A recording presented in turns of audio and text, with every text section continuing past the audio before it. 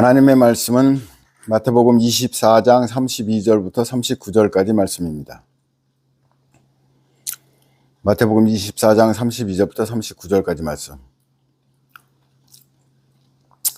함께 읽겠습니다. 무화과 나무의 비유를 배우라. 그 가지가 연하여 지고 잎사귀를 내면 여름이 가까운 줄을 아나니, 이와 같이 너희도 이 모든 일을 보거든 인자가 가까이 곧 문 앞에 이른 줄 알라. 내가 진실로 너희에게 말하노니 이 세대가 지나가기 전에 이 일이 다 일어나리라. 천지는 없어질지언정 내 말은 없어지지 아니하리라.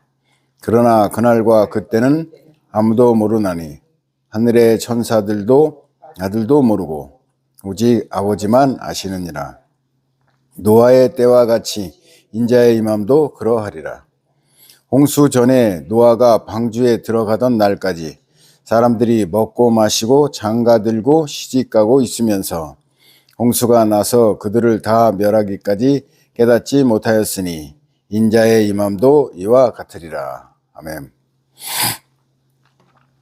오늘 말씀의 제목은 선악과의 관점으로 보는 종말론, 선악과의 관점으로 보는 종말론입니다. 첫 번째 질문, 성경에서 종말론이 차지하는 중요성은 얼마나 되는가? 성경에서 종말론이 차지하는 중요성은 얼마나 되는가? 성경은 창세기의 태초라는 세상의 시작부터 계시록의 종말이라는 세상의 끝까지 펼쳐져 있습니다. 세상의 알파와 오메가가 성경을 구성하고 있는 것입니다. 그런 점에서 종말의 중요성은 태초의 중요성에 뒤지지 않습니다. 종말 예언의 문제점은 무엇인가? 종말 예언의 문제점은 무엇인가? 지금까지 많은 종말의 예언들이 있었습니다. 구약 성서는 물론이고 신약의 복음서에도 종말의 예언들이 등장합니다. 특히 특정한 시대적 변곡점에서 종말 예언이 자주 등장합니다. 하지만 성경이 기록된 후 수천 년이 지나도록 종말의 예언들은 실현되지 않았습니다. 그것은 성경의 저자이신 창조주 하나님의 시간과 사람들의 시간 개념이 현저하게 다르기 때문입니다. 창조주 하나님과 사람들의 시간 개념은 어떻게 다른가? 창조주 하나님과 사람들의 시간 개념은 어떻게 다른가? 창조주 하나님은 영원 속에 거하시는 분입니다. 그래서 멀리 내다보시며 말씀하십니다. 하지만 인간은 100년 내외의 짧은 인생을 살아갑니다. 오래 참고 멀리 보는 일에 약합니다. 그래서 하나님의 예언을 조급하게 적용하는 실수를 범합니다. 종말 예언의 순기능은 무엇인가? 종말 예언의 순기능은 무엇인가? 그것은 창조주 하나님에 대한 경각심을 일깨워주는 것입니다.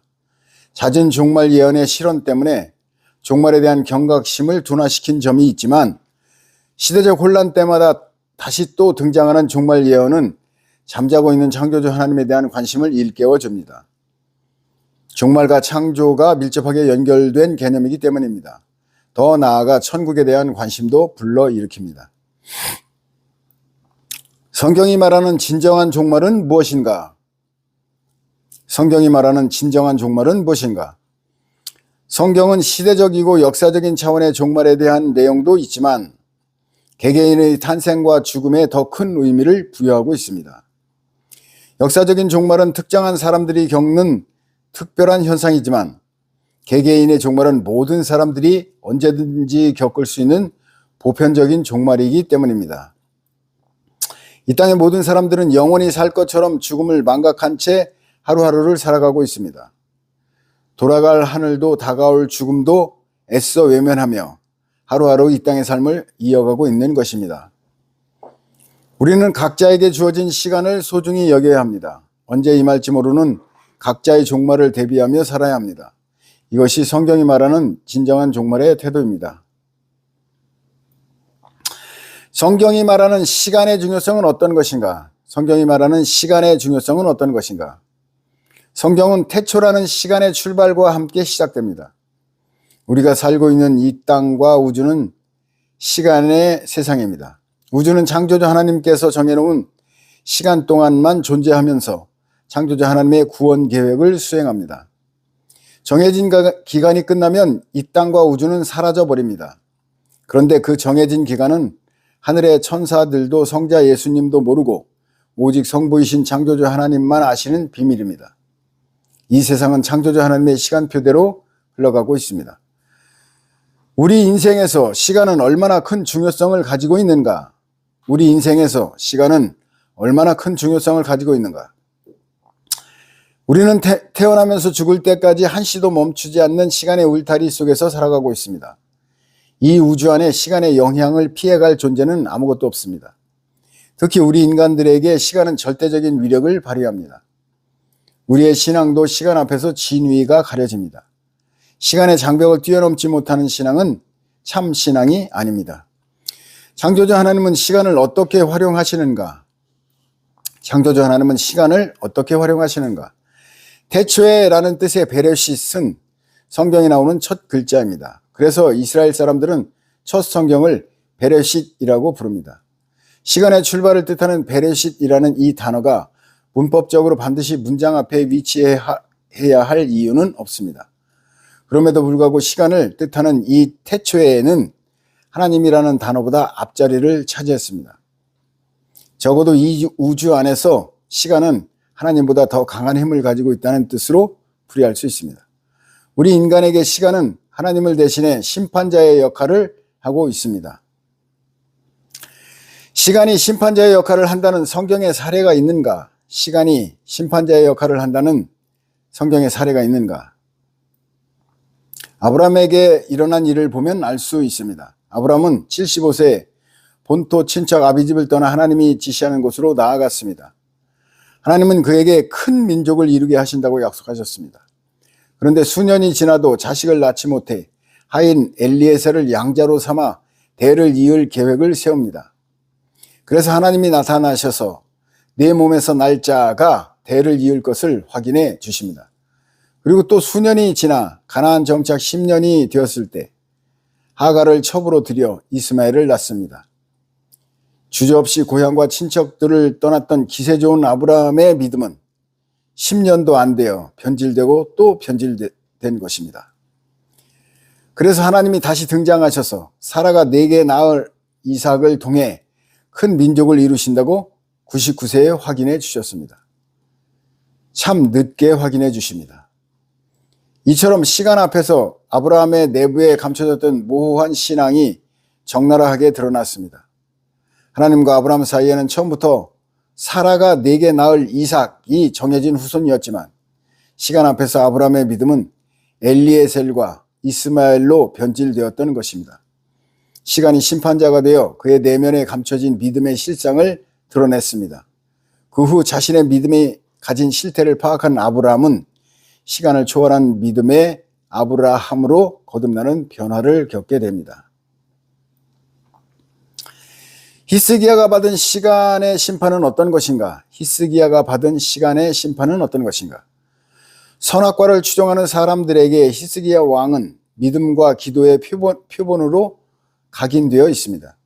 하나님으로부터 죽음을 통보받은 히스기야 왕은 기도를 해서 예정된 죽음을 15년 후로 미루는 응답을 받았습니다. 그런데 이 응답에 대해 따져보아야 합니다. 150년쯤 생명을 연장받아서 누구나 인정할 만한 경이로운 응답이었다면 그 경이로움 때문에 부러워할 만합니다. 그러나 15년 더 살았다는 것만으로는 경이로운 점이 없습니다. 이런 상황에서 왜 히스기야의 생명 연장의 기도가 모범적인 기도가 되는 것일까요? 그것은 하나님의 계획을 바꾸어 놓았다는 사실 때문일 것입니다. 그리고 조금이라도 더 살고 싶다는 인간의 기본 욕망을 이룬 표본이기 때문일 것입니다. 둘 다 불신의 태도며 선악과를 뿌리로 삼는 인본주의적 판단입니다. 시간과 동의어인 생명에 대한 연장의 기도는 그 시도 자체가 불신입니다. 창조주께서 정하신 우리 개개인의 수명이라는 시간을 우리는 무조건 순응해야 합니다.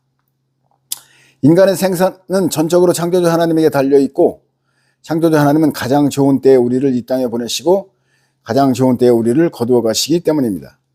그런데 이러한 하나님의 결정권에 불만을 표시한 것이 히스기야입니다. 히스기야가 생명 연장을 간구한 이유가 있어서 응답을 받은 것 아닌가? 히스기야가 생명 연장을 간구한 이유가 있어서 응답을 받은 것 아닌가? 그는 아직 마무리 짓지 못한 종교적 과업의 달성을 위해 자신의 생명을 연장해 달라고 기도했습니다.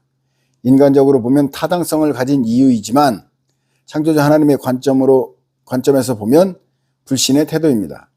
그가 말하지 않아도 창조자 하나님은 이미 모든 것을 알고 계십니다.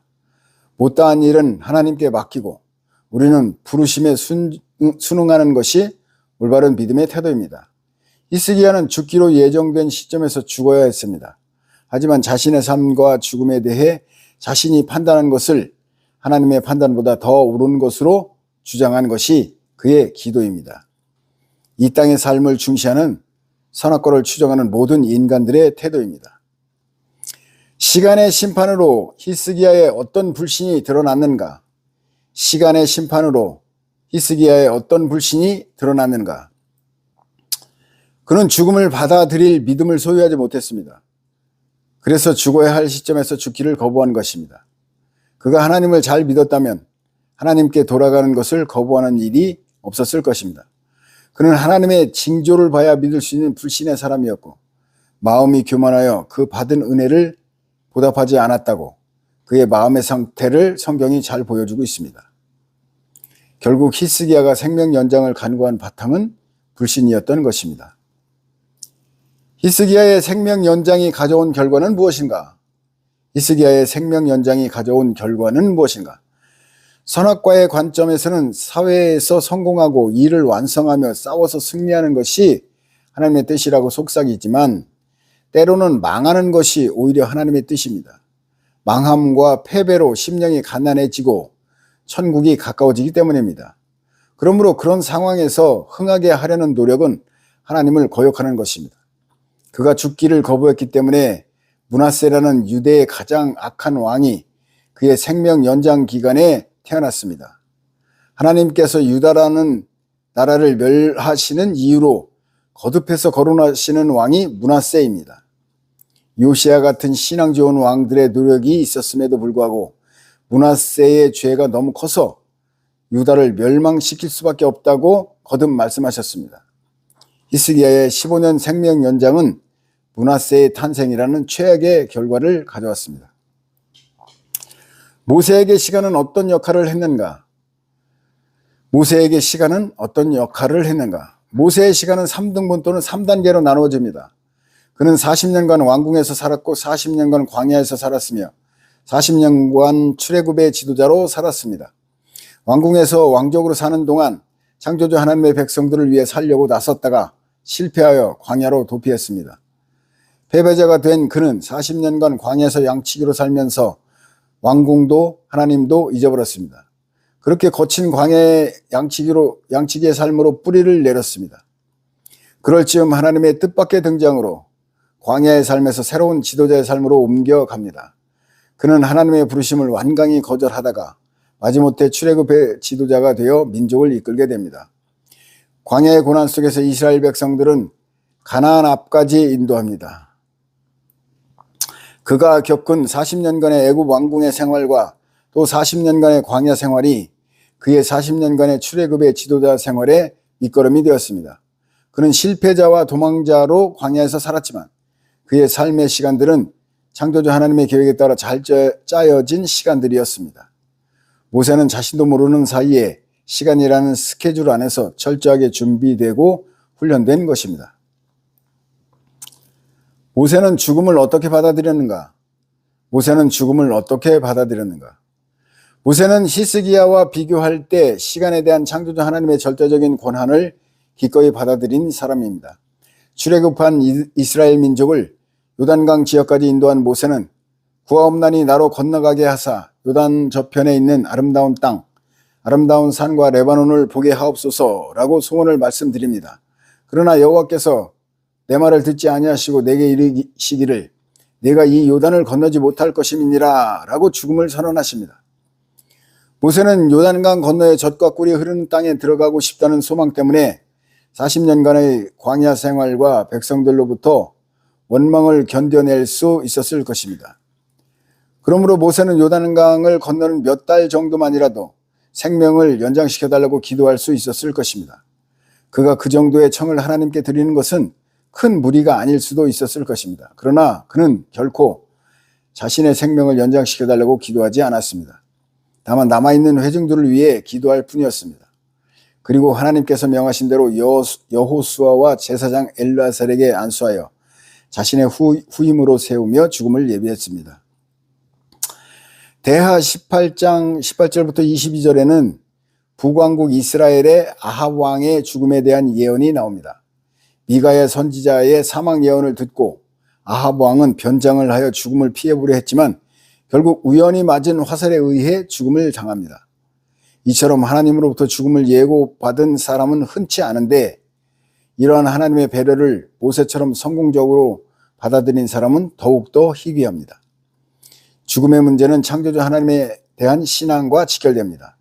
죽음이 곧 창조주 하나님 앞에 서는 것이기 때문입니다. 창조주 하나님을 믿는다면 그분이 정하신 내 삶의 시간을 기꺼이 받아들여야 합니다. 이런 점에서 모세는 성공했고 아합과 히스기야는 실패했습니다. 종말 이후의 세상은 어떤가? 종말 이후의 세상은 어떤가? 마태복음 22장 23절부터 32절에 사두개인들이 부활 이후의 세상에 대한 질문을 합니다. 유대의 관습에 따라 7형제가 한 형수를 물려받았다면 사후에 그 여인은 누구의 부인이 되느냐는 질문입니다. 사두개인들은 부활을 믿지 않았기 때문에 예수를 꼼짝 못하게 할 질문을 던진 것이라고 승리의 미소를 짓고 있었습니다. 그에 대한 주님의 대답은 너희가 성경도 하나님의 능력도 알지 못한다고 말씀하십니다.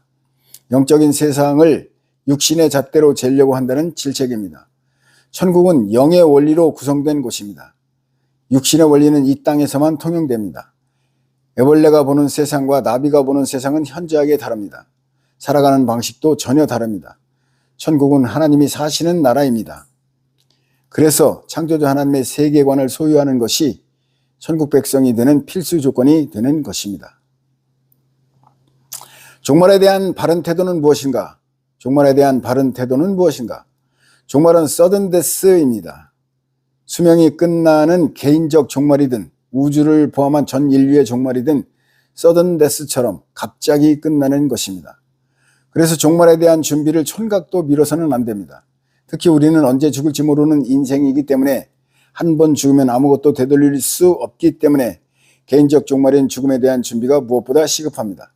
내가 죽고 난 다음에 후손들에 대한 준비를 하라는 것이 아니라 죽음 이후에 내게 닥칠 심판을 준비해야 한다는 말입니다. 윤회설을 믿어서 우리의 생명이 다른 삶으로 다시 태어난다고 믿는다면 시급할 것이 없지만 성경이 말하는 대로 한 번 죽으면 다시 태어날 수 없다고 믿는 사람들은 죽음 이후의 심판에 대한 준비를 늦추지 말아야 합니다. 종말론에서 지금 이 시각의 중요성은 무엇인가? 종말론에서 지금 이 시각의 중요성은 무엇인가? 우리 각 사람은 창조주 하나님으로부터 모두가 동일한 구원의 기회를 제공받습니다. 그런데 우리 심령은 창조주의 말도 듣고 사탄의 말도 들을 수 있습니다. 하지만 에덴 동산의 아담이 그랬던 것처럼 거의 모든 인간들은 사탄의 선악과를 받아 먹습니다. 사탄은 우리가 살고 있는 세상을 자신의 시스템으로 짜 놓았습니다. 이런 상황에서 어쩌다 한번 찾아오는 구원의 기회는 무엇보다 소중합니다. 그런데 이 소중한 기회를 흘려버리면 심령 경화가 발생합니다. 심령의 경화는 영적인 죽음입니다. 신앙의 나비로 거듭나지 못하고 애벌레의 상태에서 멈춰있는 모든 사람들은 이미 종말을 맞은 것과 같습니다. 주님께서는 이런 사람들을 죽은 자들로 저희 죽은 자를 장사하게 하고 라는 말씀 속에서 죽은 자들이라고 선언하셨습니다. 심령 종말의 선언은 무엇인가? 심령 종말의 선언이란 무엇인가? 우리 육신의 생명이 소중하다는 것은 이 땅에서 잘 먹고 잘 사는 것이 소중하다는 의미가 아닙니다. 이 땅의 삶을 밑거름 삼아 천국의 삶으로 거듭날 때만 소중하고 가치 있는 것입니다. 그런 점에서 우리 육신의 생명이 소중한 것은 생명이 있는 동안 거듭남의 가능성이 남아있기 때문에 소중한 것입니다. 하지만 잘못된 타겟에 고착되어 우리의 심령이 신앙 스캔들의 상태로 굳어지면 거듭날 가능성이 제로가 됩니다. 그래서 이는 도저히 용서받을 수 없다고 선언하신 것입니다. 살았으나 이미 죽은 심령 종말의 선언입니다.